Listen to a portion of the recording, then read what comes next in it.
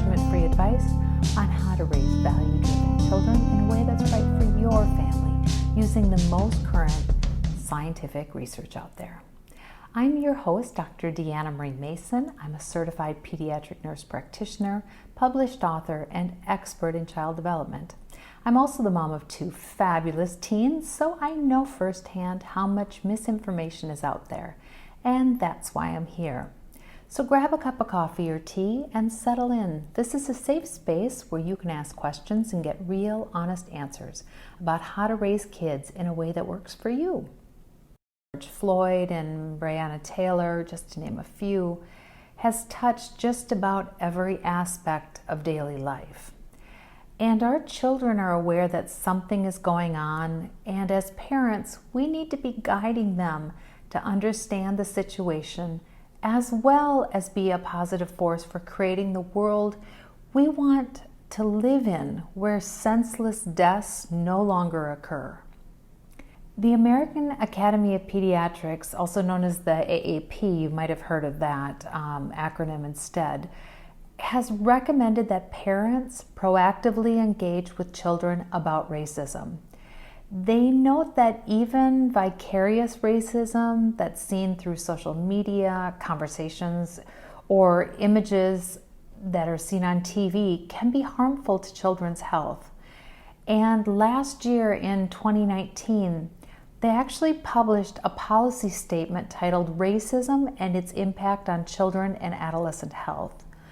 They wanted to address how racism affects all children, both directly and indirectly, and they wanted to give parents tools to protect and guide their children from those harmful effects. So, research has shown that we develop biases about individuals and groups based on their membership categories, things such as race. And the biases that we learn reflect our cultural mindsets, the stereotypes and prejudices that are pervasive in our communities.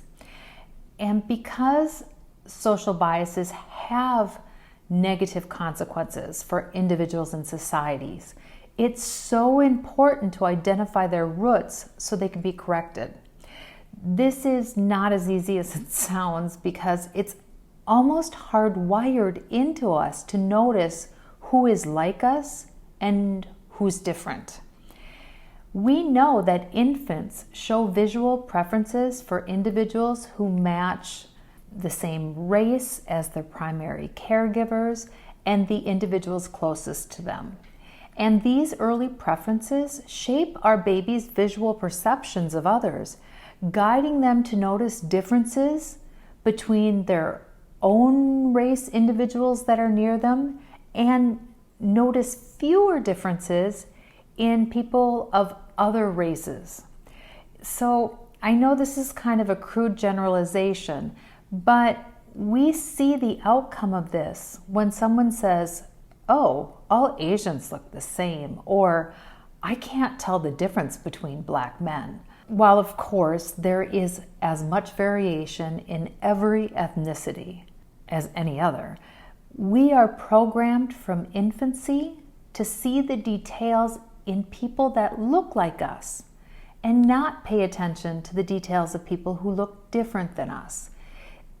It's this natural tendency that leads to these generalizations that then later are used to dehumanize other groups. By preschool, our little ones are noticing social categories such as those based on race or gender, and they use these categories to guide their expectations and judgments about the people that they've never met. They start to transfer what they think they know to all the people around them. This means that they also can harbor implicit and explicit preferences for members of their own racial group. Let me describe what that looks like in real life.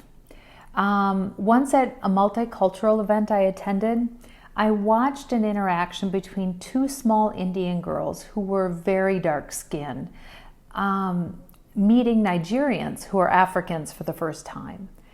And the Indian girls were absolutely terrified by the faces of the Black Nigerians. even though their skin color was not very different. And after the two groups separated, the older Indian girl said to the younger one, "We are brown, they are black." Now, this anecdotal interaction shows how early we learn to seek those who are like us and separate ourselves from people who we don't perceive to be like us.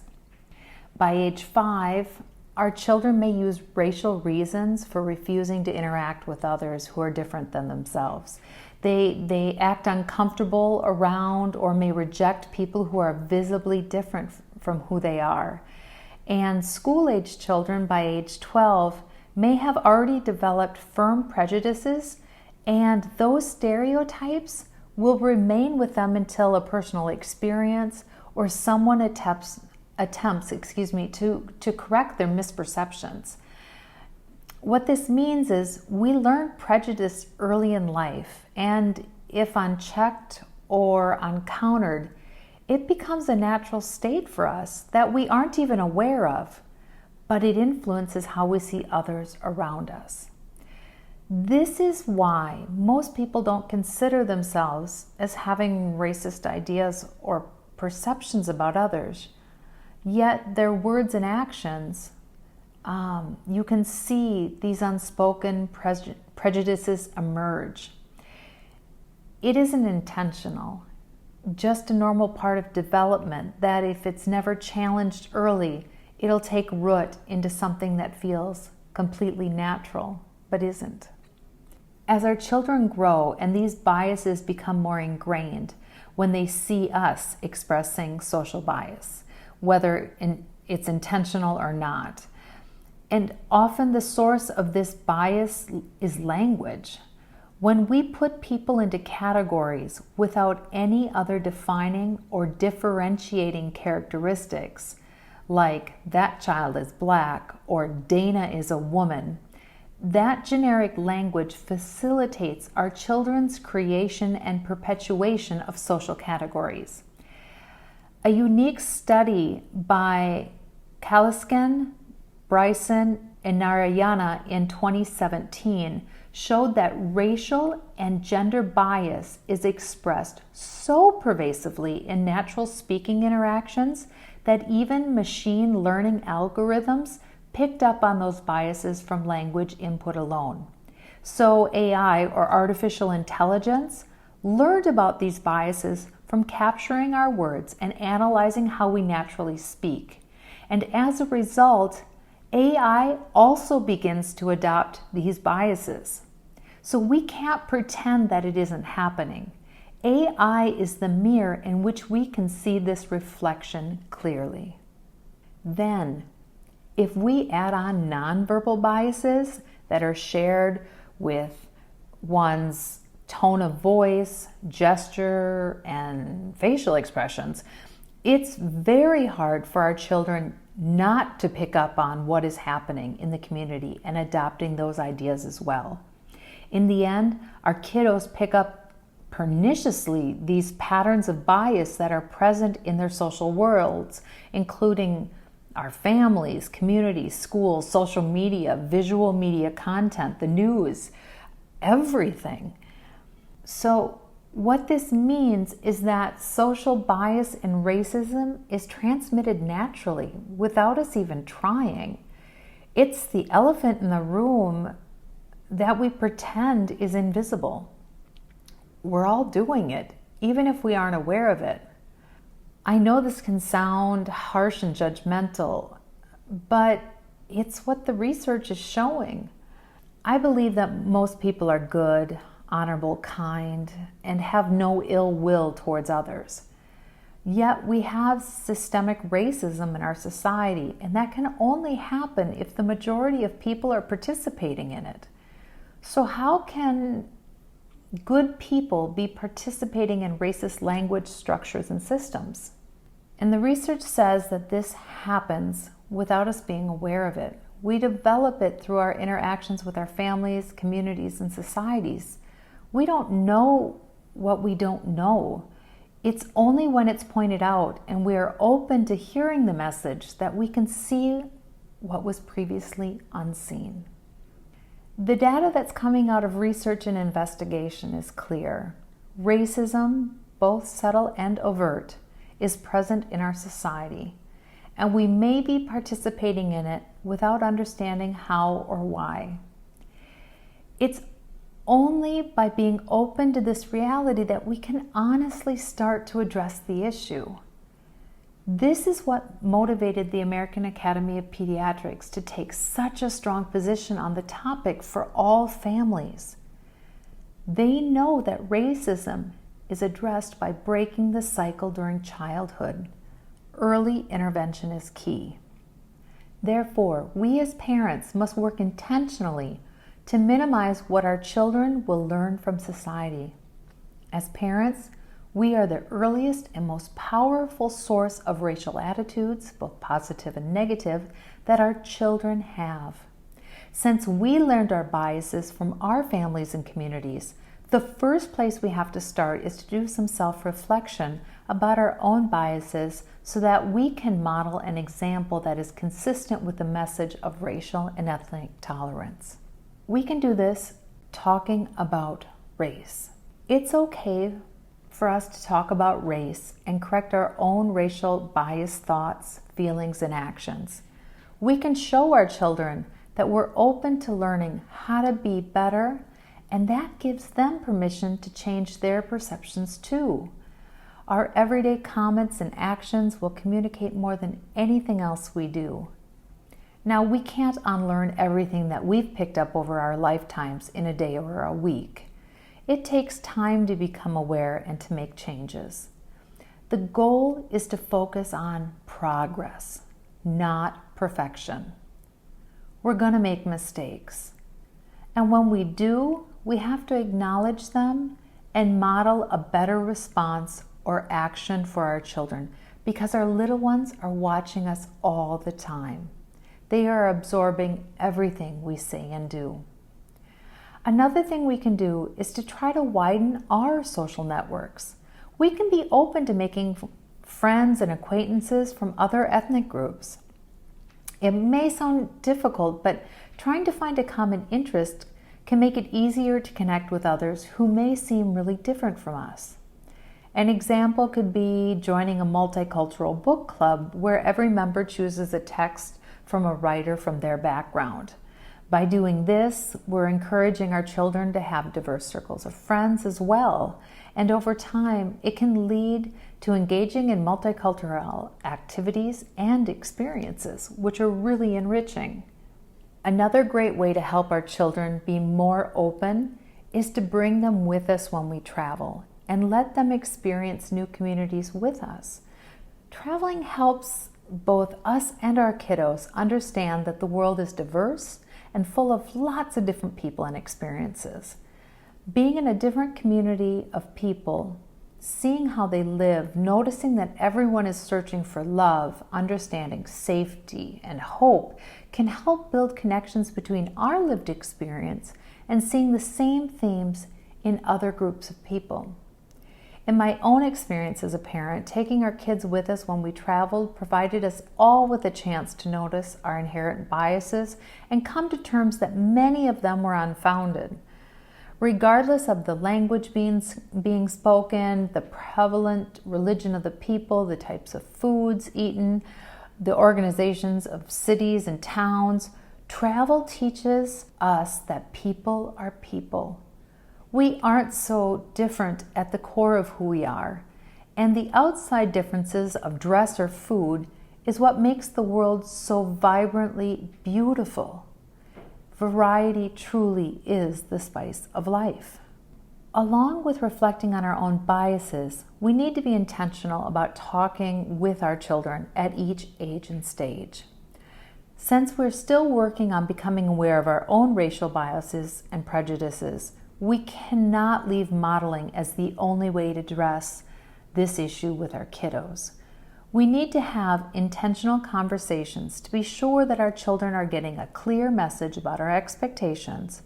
Some general approaches that we can use include checking in with our children and asking them what they know, what they've seen, or how they're feeling. For example, if we have a preschooler with us at the grocery store and they start to notice and point out differences in people or ask about another person's skin tone, we could respond by saying, "Isn't it wonderful that we are all so different?" Or maybe we could hold our arm against theirs to show that there's even differences in skin tone within the same family, but we're still part of the same human race, regardless of what skin color we have. These small interactions move race from being something that is othering or separating people from each other into something that highlights similarities while celebrating the small differences. With time, these mini conversations will have a tremendous influence on how our children approach the idea of race as they grow. An important action we can do, especially these days with so much unrest present in the world, is put limits on what our children see in the media. There's a lot of discussion on race with graphic images of violence that can be confusing or scary to our little ones because they don't understand the images or the motivation for those violent actions. And it can make them be fearful of people that look like the ones being violent. So limiting what our kiddos see is very important. For school-aged children and teens who can understand a bit more about how people interact and how emotions motivate actions, we can begin to have open discussions with them about race, diversity, and racism. Being able to bring up conversations and talk about what is happening in the news will increase their confidence in coming to us with questions that they have about things that they've heard or seen. So how do we start having these conversations with our kiddos? Well, if our child is asking questions about race based on something they saw, we could ask questions like, "How do you feel about that?" or "Why do you think that?" before actually addressing the incident. Because by opening with questions about how they perceive the situation or how they feel about it, they'll be able to create a personal connection to the situation and not just see it as something that happens to other people, but recognize that those situations affect everyone, including people like them. Additionally, these types of conversations lay the foundation for our children to accept and respect everyone's differences and similarities. As our kiddos mature, we can expect to give more complex answers to their questions because their questions should become more complex. So by discussing these themes early and often, we'll be providing the groundwork for our children to see us as trusted sources of information on these topics. This will be a powerful tool to positively influence our children and break old cycles and habits, of pernicious racism that have crept into all of our lives. We, as parents, have the power to influence and change the world that our children will live in the future. This always gives me so much hope and makes the effort worth it. The literature is clear that talking about race is never racist. Rather, it's a practical, proactive approach to help offset what children are picking up detrimentally in the community about race. Being a good role model and discussing current issues in an age-appropriate and clear way are the best ways to guide our children towards a more inclusive, tolerant, and compassionate understanding of others. The good news is that studies have shown that children's ideas about race and ethnicity are changeable, especially the earlier we start. Talking to our kiddos before they go to kindergarten is the best way to influence how they view others who may not look like them. We can use books, stories, and movies to show our little ones how wonderfully diverse and beautiful the world is, in addition to expanding their social circles with children from other ethnic backgrounds. It's clear from the literature that racism is a learned behavior, and if it can be learned, it can be unlearned. But more importantly, we can teach our children to be open to others and become aware of the complexity of humanity little by little as they grow. We have the power to influence our children at each age and stage. All we have to do is be proactive. I'm aware that this is a sensitive issue for many families. Please know that today's topic was meant to spark some reflection and empowerment that we do have the capacity and tools to shape how our children learn about race. If you have any comments or questions you'd like answered, please email me at deanna@proactiveparenting.com. And remember, you can find out more about me and what I do on my website, proactiveparenting.com. Follow me on Facebook, Twitter, and Instagram by searching for my name, Deanna Marie Mason, where you can connect with other parents just like you. And finally, if you would like to purchase any of my books or online courses, you can do so on my webpage. Again, that's proactiveparenting.com. Thanks so much for listening. I hope you found this episode useful and interesting. If you did, please leave a review and tell a friend so they can become a proactive parent too. That's all from me for right now. This is Dr. Deanna Marie Mason signing off. I look forward to seeing you again soon. But until then, take care and be well. Bye.